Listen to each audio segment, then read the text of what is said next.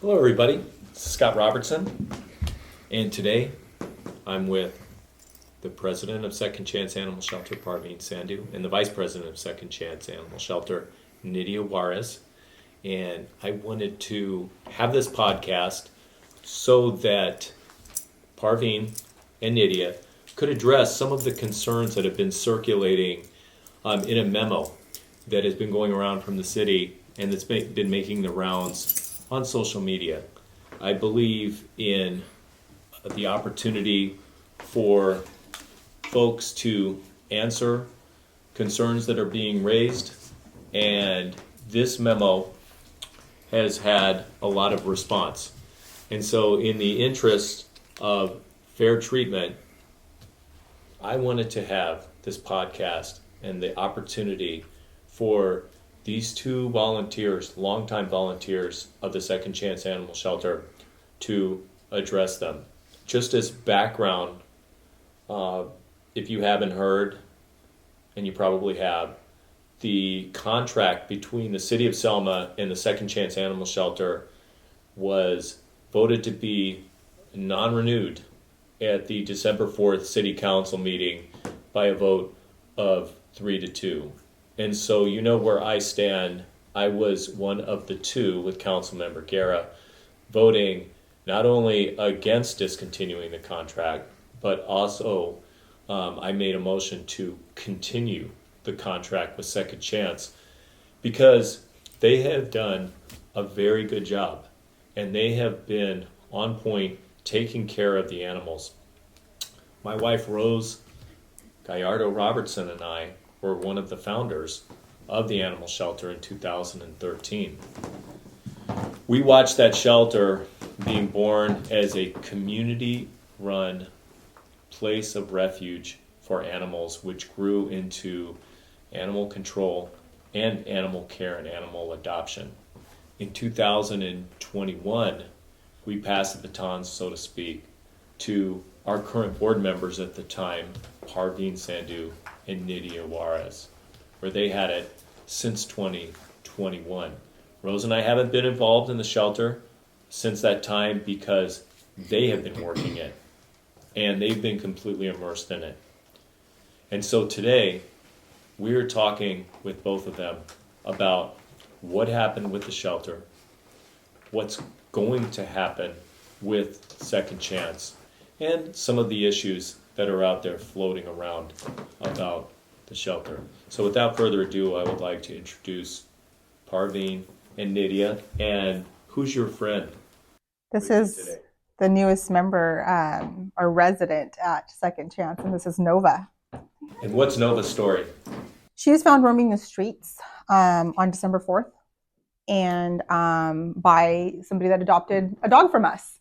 And they reached out to, hey, like, what do we do? And we instructed, police department is now in charge, reach out. And they received no assistance from PD.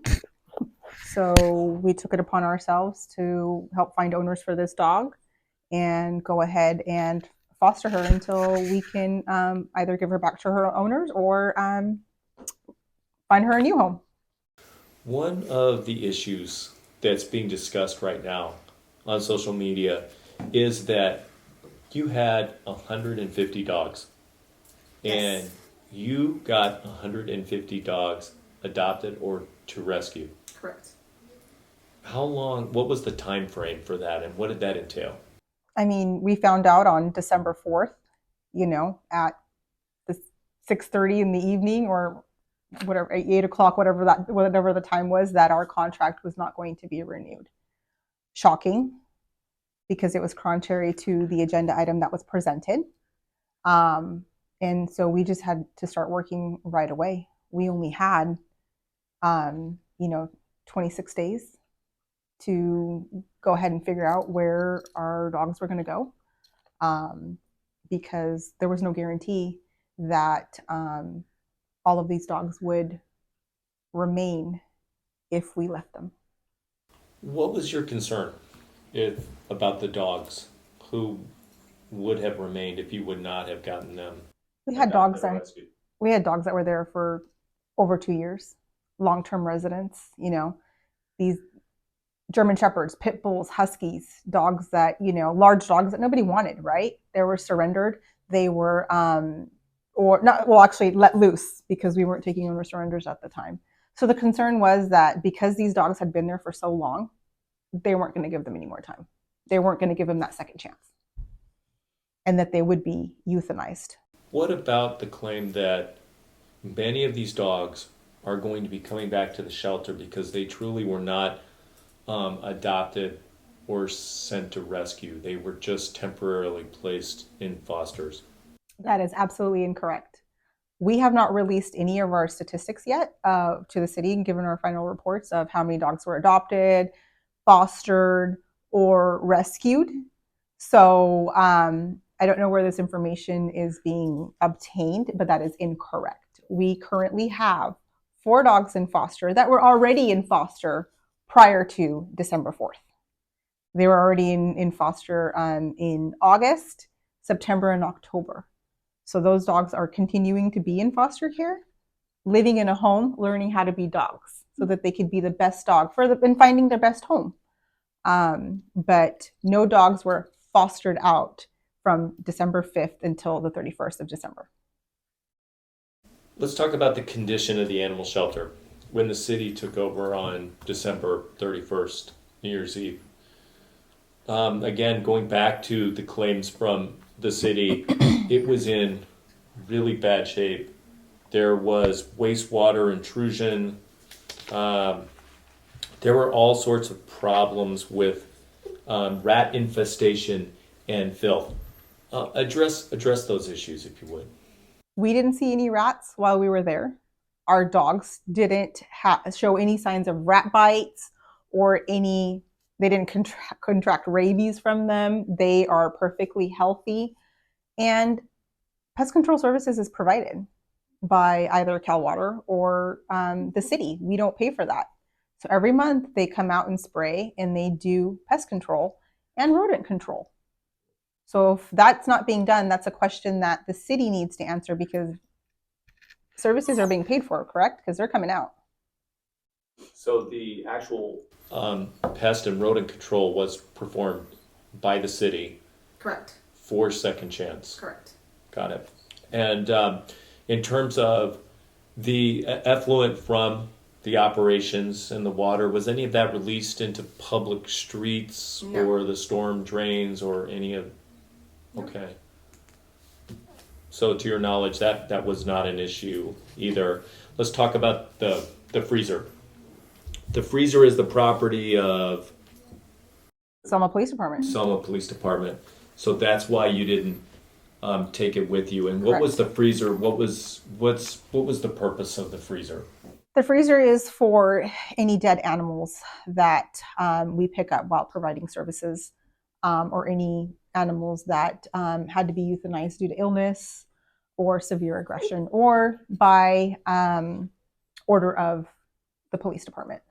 Was the freezer in operation? Absolutely. We were still providing services and picking up deceased animals all the way up until the 31st. So it wasn't that animal corpses were not left to rot or thaw? No. In the freezer. We ensured that the freezer was plugged in, and the service provider comes every Tuesday, every week, to empty out that freezer. So there's a service provider that provides that service of coming and taking away. That is also paid by the city. That's also paid by the city. Correct. Because just remind me, if you would, one of the tasks, one of the roles of Second Chance was to pick up dead animals. Is that correct? Yes. We were to pick up dead animals within the city limits of Selma. In the city limits of Selma, and then they would go in the freezer. Correct. Okay, and then let's talk about let's talk about the adoption process, and let's talk about what Second Chance did for that during the month of December. Were there adoption fees charged, or how did you get so many? How did you achieve such a success rate? So adoption fees had been waived for the last few months But we definitely waived the fees once we found out that our contract was not going to be renewed. We needed to make sure that we incentivized adopters, but that didn't mean that we were giving away dogs. All due diligence was done, all vetting was done to make sure that the adopter was a good fit and the dog was a good fit for the adopter. No corners were cut, anything like that. And then we had a very generous donor, Echo in the Valley, step up and pay for all of the spay and neuter fees for all of the dogs being adopted out. So they provided us with $15,000 to help us do that. And so, which helped us even more to help adopt dogs out. So that's one thing I noticed was Second Chance was on the radar, it seems, of everybody. Absolutely. In December. It was on social media. There were so many people concerned to get those animals to safety. How does that align with the mission of Second Chance Animal Shelter? Are you going away? Is it disbanding? Or now that your role has changed, what will you be doing in the future? Our roles changed. We are, no longer providing animal control services. So we're not picking up dogs off of the streets, for the city of Selma. Apparently the police department's doing that now. But we're now a true rescue. We will be helping dogs, not limited to Selma, to all of the communities, surrounding the city of Selma, and even further than that. We're fostering. Right now we're foster based, and if and when we can get a facility, sure. But we're going to continue to help dogs, one dog at a time. And what would you like the people to know about Second Chance Animal Shelter and the mission of Second Chance, and where you've been and where you're going? When Second Chance was formed, 10 years ago, it was formed by the community for the community. And we will continue to be for the community. We will continue to service and help dogs find homes. And what our name is, Second Chance. We will be giving all animals a second chance at life. Life happens to every single one of us where we may not be able to hold on to our dogs, tough times, whatever it may be. We will be there to help the citizens transition, but also hold them accountable and help them and provide those resources. Okay, you can't get your pet spayed and neutered. Let us try to help you. Or you need training. Let us try to point you in the right direction. You need a microchip. We'll be here to go ahead and do that for you. We will be there to make sure the citizens and the pets have the best life possible. Well, I want to say thank you for your service to the community. Thank you, Scott. And I'm sure this will be a subject that comes up again and again. It's a huge part. Animal care is such a huge part of our city. Yes. And it's more, the shelter has always been more, when Rose and I were involved, to when you were involved, it's about the community too. Yes. It's about having a place where kids can go to volunteer or to get their, first job.